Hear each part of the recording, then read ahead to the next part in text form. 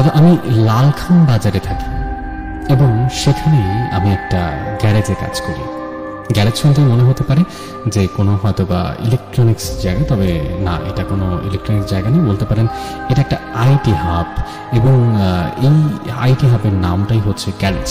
এবং এখানে আমি কাজ করার সূত্রে আমার একজন বন্ধু বনে যাই। বিশেষ করে আমরা দুজন একই সাথে গ্র্যাজুয়েটেড হওয়ার কারণেই আমাদের আসলে বন্ধুত্ব হয়। বিশেষ সেই সালটার কথা আমি আর উল্লেখ করছি না।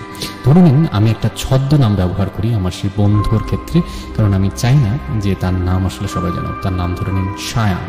আমি সায়ান সম্পর্কে একটু বলে রাখি। ও ছিল হচ্ছে ওর পরিবারের একমাত্র সন্তান এবং তার বাবা থাকতো হচ্ছে দেশের বাইরে।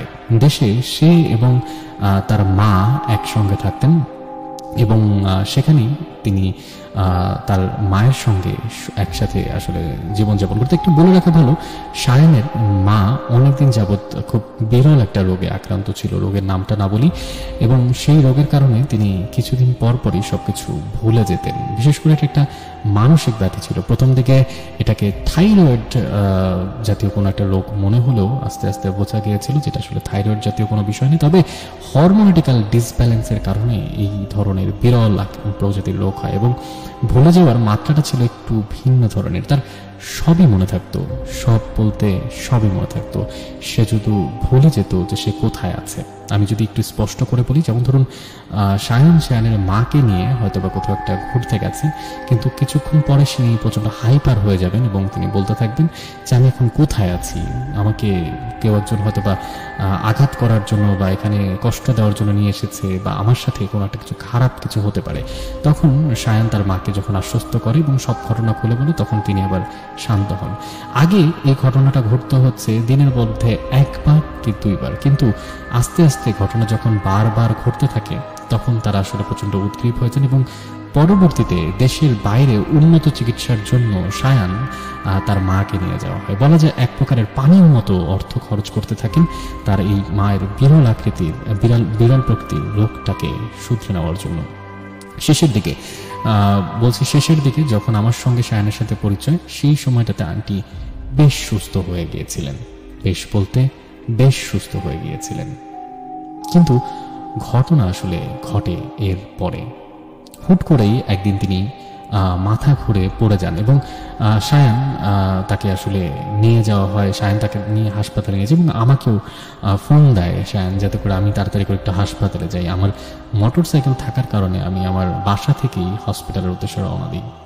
খুবই একটা প্রমিনেন্ট বেসরকারি হাসপাতালে ওর মাকে ভর্তি করা হয় এবং ডাক্তাররা চেক করে বলেন যে তিনি স্ট্রোক করেছেন এবং এই স্ট্রোক থেকে ফিরে আসার সম্ভাবনা তার অনেক কম।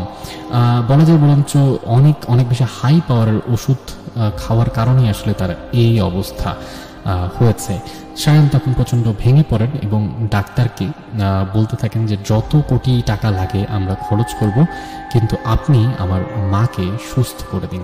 তখন ডাক্তার বলেন আমাদের হাতে আসলে কিছুই করার নেই, আপনি একটা কাজ করতে পারেন, সেটা হচ্ছে আপনি চাইলে আপনার মাকে যখন দেশের বাইরে নিয়ে গিয়েছিলেন তেমনি আবারও দেশের বাইরে নিয়ে যেতে পারেন, কিন্তু তার জন্য তার সুস্থ হওয়াটা খুব বেশি দরকার এবং এই মুহূর্তে তার পরিচর্যা দরকার এবং সেটা আপনি নিশ্চিত করতে পারেন। সায়ান তখন বেশ ভেঙে পড়েছিল। আমি তাকে বারবার করে বোঝাচ্ছিলাম যে সব ঠিক হয়ে যাবে। তখনও আন্টি ঠিক তখন আন্টিকে প্রায় কেবিনে ট্রান্সফার করা হয়নি, তিনি তখনও ইন্টেন্সিভ কেয়ারে ছিলেন। হুট করে সায়ান বলল মা ডাকছে, আমি তো আসছি। এটা বলে সায়ান ইন্টেন্সিভ কেয়ারের ভেতরে ঢুকে গেল এবং সেখানে গিয়ে সে তার মায়ের পাশে দাঁড়ালো। হুট করে সে কান বাড়িয়ে কিছু একটা তার মার থেকে শুনে সে কিছুক্ষণ থতমত বসেছিল। এরপরে সে আবার বাইরে বের হয়ে আসলো। আমি তাকে জিজ্ঞেস করলাম, সে কোনো উত্তর দিল না। সে সোজা করিডোর দিয়ে হেঁটে একটা কোণায় গিয়ে দাঁড়ালো। আমার তখনও বেশ অদ্ভুত লাগছিল। আমি ভেতরে তাকিয়ে দেখলাম আন্টি ঠিক জানালার একটা পাশে তাকিয়ে আছে। আমি আবারও সায়ানের কাছে গেলাম, গিয়ে বললাম কি হয়েছে। সায়ান আমাকে যেটা বলল, আমার কাছে প্রথম দিকে সেটা একদমই আন্টির কোনো একটা হ্যালুসিনেশন মনে হয়েছে। সায়ান বলল মা বলছে নানা তাকে নিতে এসেছে। সে অপেক্ষা করছে, সবকিছু রেডি করছে, কিছুক্ষণের মধ্যে মাকে নিয়ে যাবে। আমি যখন তাকে জিজ্ঞেস করলাম নানা কোথায়, তখন তিনি আঙুল দিয়ে দেখালেন জানালার ওই পাশে দাঁড়িয়ে আছে এবং আমাকে তাকে সালাম দিতে বললেন। অনেকবার একটু বলে রাখা ভালো, শায়ান তার জীবনে তার নানাকে কোনোদিন দেখতে পায়নি। তার জন্মের আগে, অনেক আগে তার নানা মারা যায়। আমি ব্যাপারটা তাকে শান্ত করার জন্য বলি যে এটা আন্টির একটা বিভ্রম হতে পারে, তুমি স্বাভাবিক হও, সবকিছু ঠিক হয়ে যাবে। কিন্তু কোনোভাবেই যেন শায়ান স্বাভাবিক হচ্ছিল না।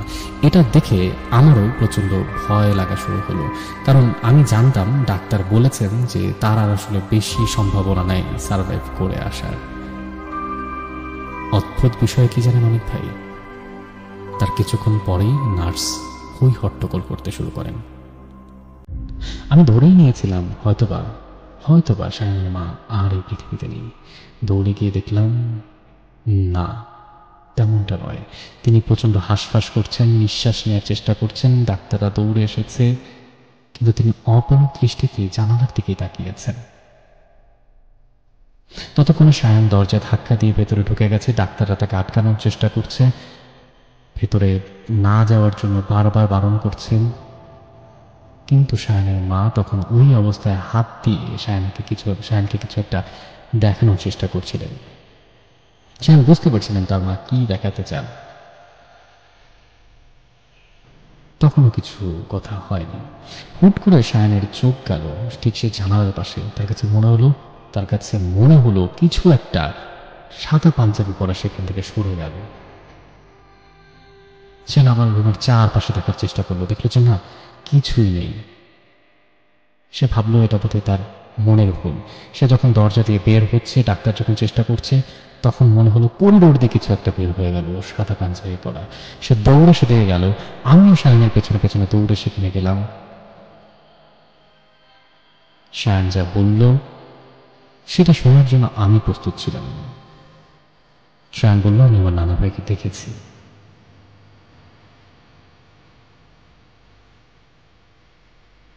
আমি আবারও তার কথা জিজ্ঞেস করলাম, কি দেখেছিস? তখন সে বলল, আমি মাত্র নানা ভাইকে দেখলাম, আমার দিকে তাকিয়ে দেয়ালের ভেতরে অদৃশ্য হয়ে গেছে। মা সত্যি বলেছে।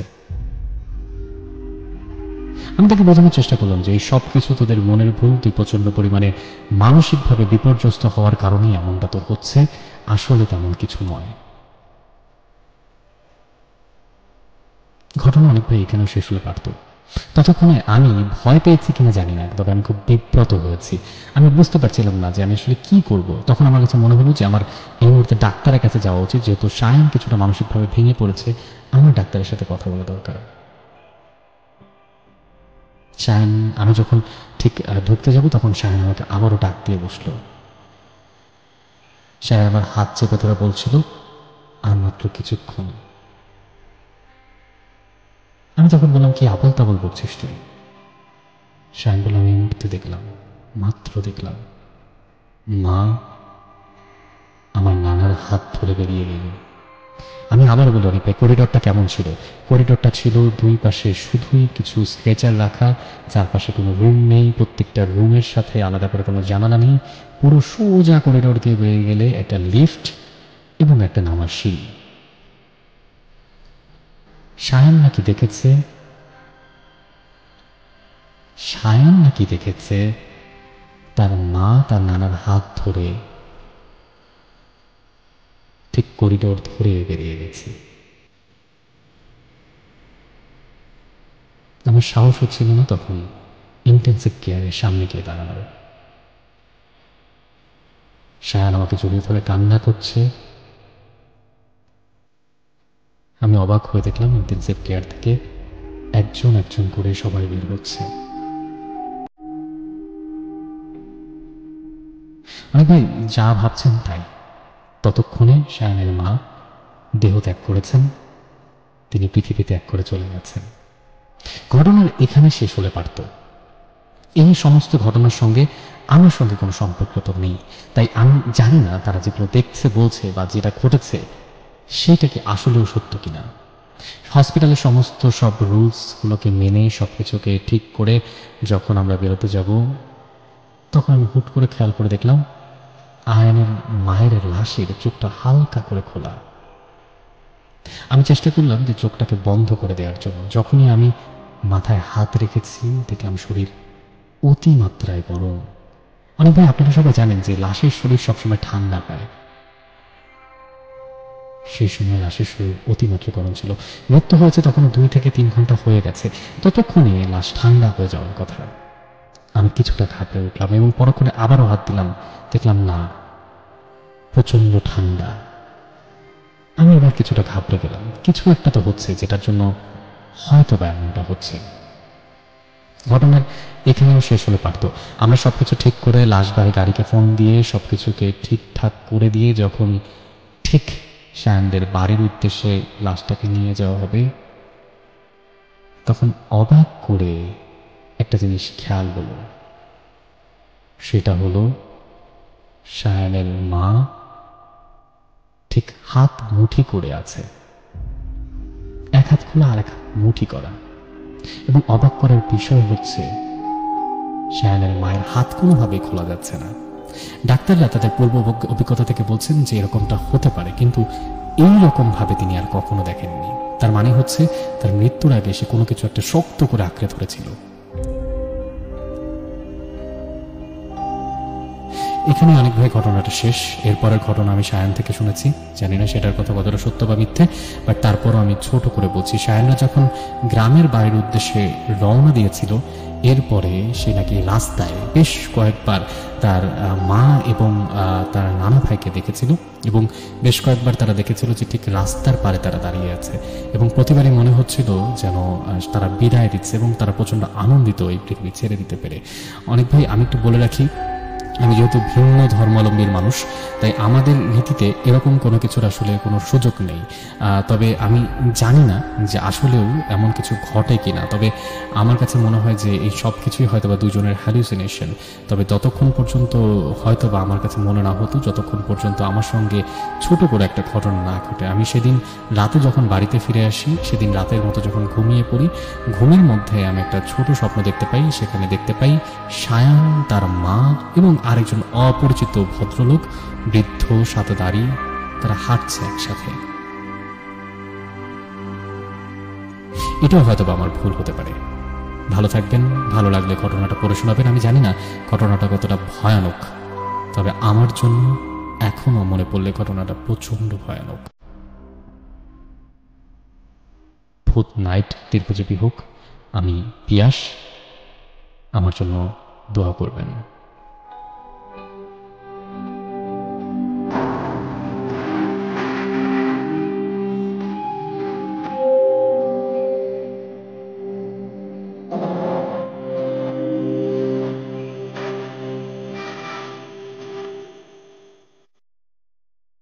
এই ঘটনাটি আমাদের কাছে পাঠিয়েছেন পিয়াস, এবং এই ঘটনাটা যতটা আমরা বেশি ভয়, তার থেকেও বেশি হচ্ছে অবাক করার মতো। যেমন ধরুন, এই মুহূর্তে আপনি যদি ঠিক শায়ানের জায়গায় নিজেকে বসিয়ে কল্পনা করেন, তাহলে বুঝতে পারবেন।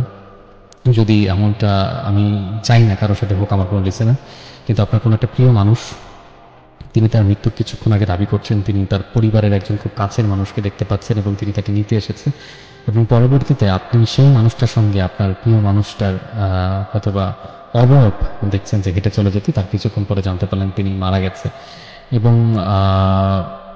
এবং আমার কাছে তার থেকে বেশি ভয়ঙ্কর মনে হয় যে এরকম ঘটনা যদি কারোর সাথে ঘটে, নিশ্চয়ই কেউ ঠিক এরকম খুব কাছের মানুষ যখন পৃথিবী ছেড়ে চলে যায়, তখন সেই বিষয় নিয়ে নিশ্চয়ই কেউ মিথ্যে ঘটনা রটায় না। তাই আমি জানি না যে শায়ানের সাথে আসলে পৃথিবীতে বেঁচে থাকা সেই মুহূর্তে আসলে কী ঘটেছিল।